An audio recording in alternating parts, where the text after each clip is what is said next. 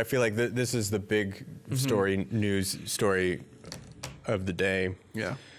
And I feel like we were on it a little bit earlier than a lot of other people. Like, I feel like this is one of those things we've been talking about. We covered Tulsi's response to the missile strike in Iraq. We've been saying that this war is going to happen for like a year on the show.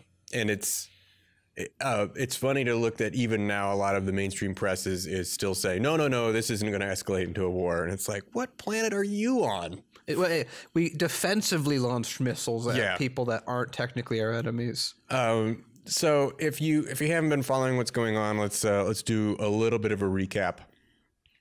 So there has been back and forth tensions with Iran based on alleged attacks that the United States claims were carried out by a particular militia group that they claim has ties to Iran. Killed one person. They killed one person, yes, a U.S. contractor at the U.S. Embassy compound outside of Baghdad. So in response to that, the particular militia basically attempted to overtake this U.S. Embassy compound and torched a bunch of the sort of police boxes toward the front of it, and basically caused havoc within the compound. And there was a show of force that came up where American helicopters were circling the compound, and there was this conflict around this particular American Embassy compound. So in retaliation for that, the United States carried out a targeted assassination of the Islamic Revolutionary Guard Corps' Quds Force commander, Major General Qasem Soleimani. So that's a connection that the United States is making, right? That there is this militia group that they claim is supported by the Iranian government, and that in retaliation for this group of folks who stormed a U.S. Embassy compound without weapons, mind you. I mean, it was a lot of stone throwing and Molotov cocktails and basically riot type weaponry, and were met with helicopter fire. The appropriate response in the United States is, from the United States' point of view, was to assassinate a general in Iran, a totally different country. So a couple of things to point out about this particular U.S. Embassy compound. So I think that word compound gets tossed aside a lot of the time when people talk about this. I think you hear U.S. Embassy, U.S. Embassy, U.S. Embassy. It's a U.S. Embassy compound, right? So that's a place where there are barracks and apartments and recreation and off-duty premises for United States service members, diplomats, and other American entities in Iraq, right? So at the time the United States said it would withdraw its forces from Iraq in 2011, there were over 12,000 individuals living in this American embassy compound.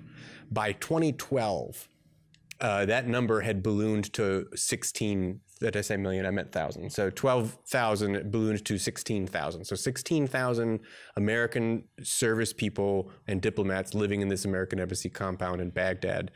A year after America said that it was withdrawing troops. And America at the time said, well, Trump said, we've got this nice compound. I know we're supposed to leave and we don't have any reason to stay in Iraq, but we should use these nice resources that we paid for to keep an eye on Iran. To which Iraq was like, yeah, but that's not a thing we want you to do. Like, we don't want you to build a thing or use a thing that you built during wartime in our country to spy on our neighbors. Like, that's not cool. So the thing that gets me about this is Trump made a statement earlier today trying to assure everyone that this was a peacekeeping targeted missile strike, that they're attempting to avoid escalation. And it's like, what world do you live in where assassinating a major general of an army that you have been wagging your finger at and telling them that they're part of the axis of evil and that they're a terrorist country for the better part of 2 decades, what about that is peaceful? What about that is fostering a nonviolent solution? Paul, to be fair, Osama bin Laden was just trying to peacefully glide planes into two towers as a way to de-escalate tensions between the Middle East and America. I mean, that was just exactly the same thing. And the thing that bugs me about it is that they still have made no connection between a single individual who they claim was from a militia group with ties to the Iranian state government.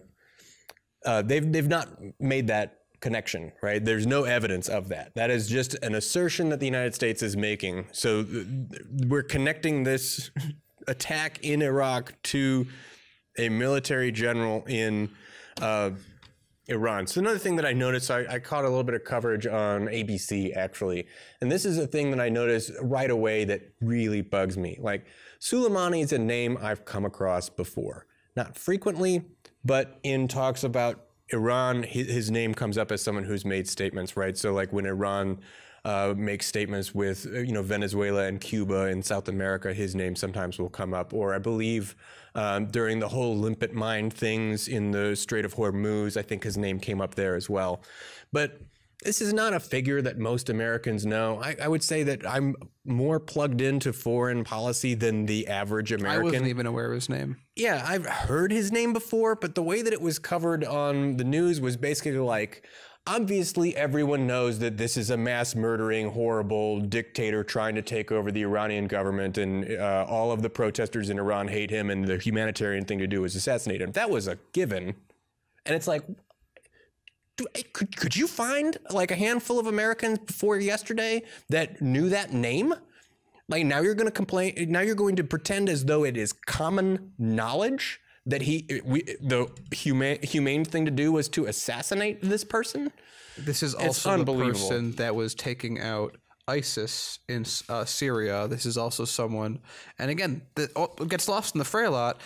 An Iraqi not general, but a militia leader, basically a general, was also killed in this attack. So the U.S. is in Iraq, where Iraqis don't want them to be, in a compound that Iraqis don't want them to be at.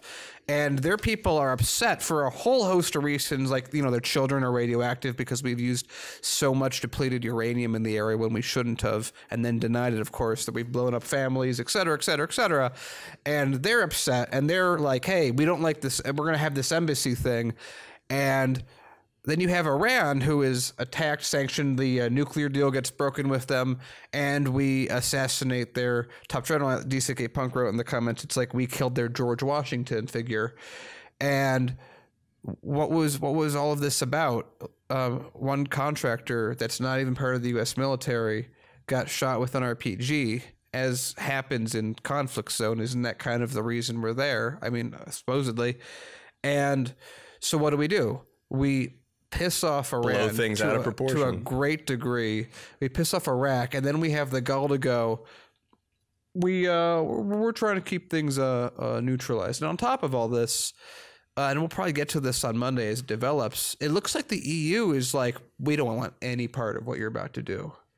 So, I mean, that's good news. I mean, and we'll talk more about that. We have another story today where I want to talk a little bit about other leaders in the United States and their reaction, but also the fact that World War III is now a trending meme on Twitter and other outlets. And it's just like, yeah, well, the original, like the Great War, World War I, started with an assassination also. And that's a fact that people do know.